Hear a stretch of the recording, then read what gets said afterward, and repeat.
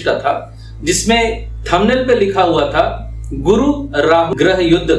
आगे की लाइनें मुझे याद नहीं क्योंकि मैंने वीडियो वहीं काट दिया। But when they are with son they become अस्तर, यानी are in one sign and one of them is entering into same degree of another planet, it is said that they are in ग्रह, यानी यहाँ सूर्य की शक्तियां छीन हो जाती, यानी बृहस्पति के कारकों को करप्ट कर देता है। यहाँ भी कोई भी ग्रह युद्ध जैसी स्थिति नहीं बनती।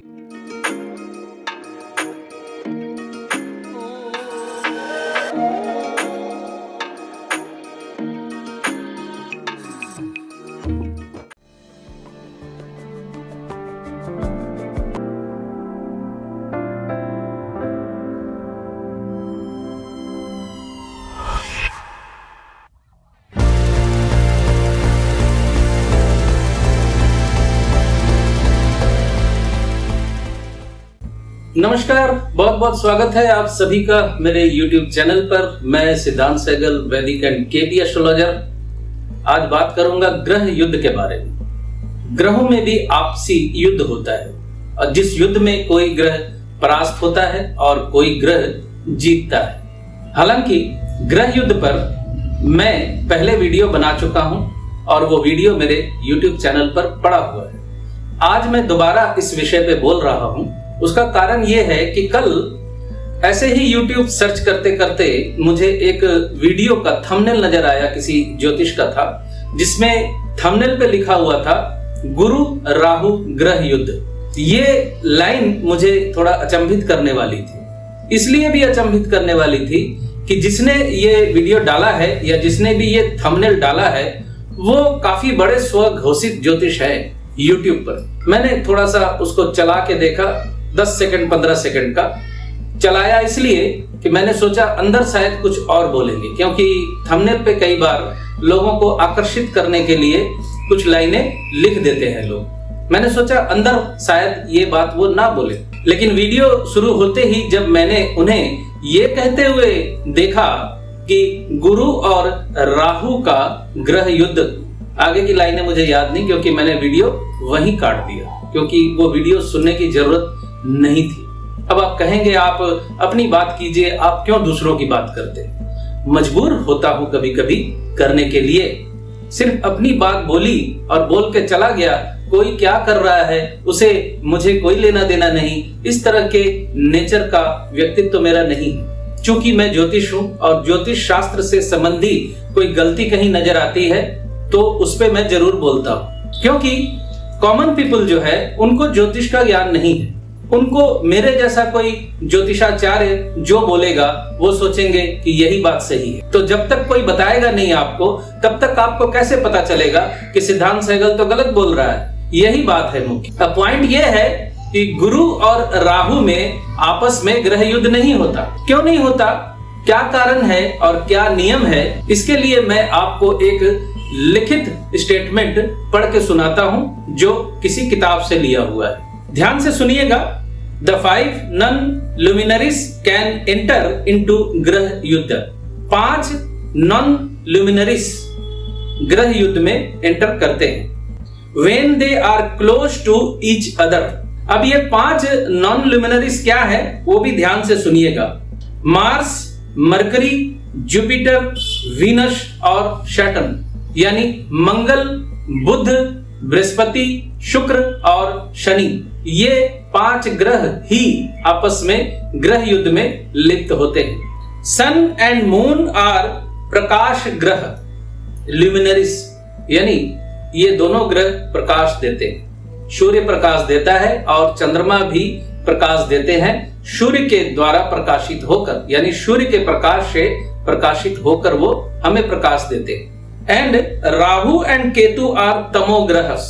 When the non-luminaries are with moon, it is just समागम, यानी जो non-luminaries हैं वो अगर चंद्रमा के साथ आते हैं तो वहां समागम होता है, वहां ग्रह युद्ध नहीं होता। But when they are with sun, they become अस्तर, यानी कंबस्ट हो जाते हैं, became weak and lost all power due to the strong ray power of sun.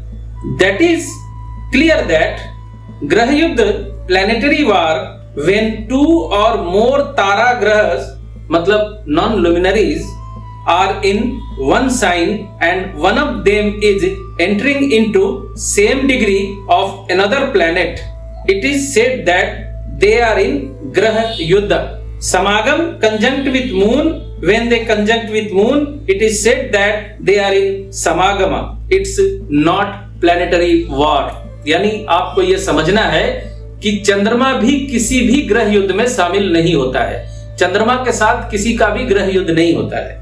Combust, when they conjunct with sun, it is said that they are in ast or combust.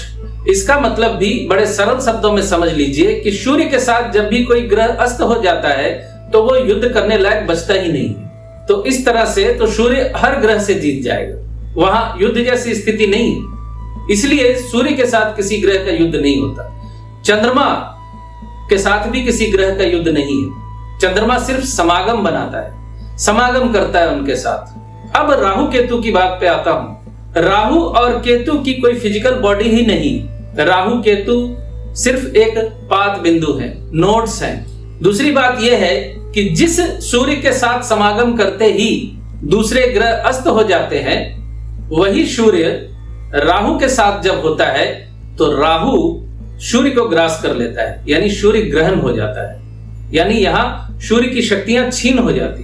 Ketu साथ हो तो भी वही स्थिति होती है, सूर्य की शक्तियां छीन हो जाती। अब आप जरा सोच के देखिए कि राहु जो सूर्य को भी डिस्टर्ब कर दे रहा है, यानी उसकी शक्तियों को खत्म कर दे रहा है, तो बृहस्पति के साथ जब वो राहु आएगा तो बृहस्पति की क्या शक्ति बचेगी। राहु और गुरु जब भी एक साथ आते हैं तो गुरु चंडाल योग बनता है, ये आप सभी जानते हैं। तो राहु जो है बृहस्पति को करप्ट कर देता है, यानी बृहस्पति के कारकों को करप्ट कर देता है। यहां भी कोई भी ग्रह युद्ध जैसी स्थिति नहीं बनती, क्योंकि राहु जिसके साथ भी होगा उस ग्रह को करप्ट कर देगा, तो वहां युद्ध वाली कोई बात ही नहीं है। हाँ, मंगल और राहु का टकराव होता है, लेकिन फिर भी वो ग्रह युद्ध नहीं कहलाता। मंगल और राहु साथ हो तो वहां अंगारक योग बन जाता है, जातक गुस्से वाला हो जाता है। यहां मंगल के कारकत्वों को भी राहु बढ़ा देता है। तो ज्योतिषीय बेसिक्स के अनुसार आप लोगों को यह मालूम होना चाहिए कि राहु और गुरु का ग्रह युद्ध नहीं होता, और न सिर्फ राहु गुरु का, बल्कि राहु के साथ किसी भी ग्रह का ग्रह युद्ध नहीं होता। तर्क वितर्क हुज्जत करके कोई फायदा नहीं है, बेसिक यही है ज्योतिष का। अब मैं एक ज्योतिष हूं, मैं इसे अपनी जिम्मेदारी समझता हूं कि कहीं भी ज्योतिष के विषय में कुछ अगर गलत बयानी हो रही है तो उस पे मैं कुछ बोलूं या उस पे मैं अपनी बात रखूं। मैं किसी का नाम तो ले नहीं रहा, किसी का नाम लूंगा भी नहीं।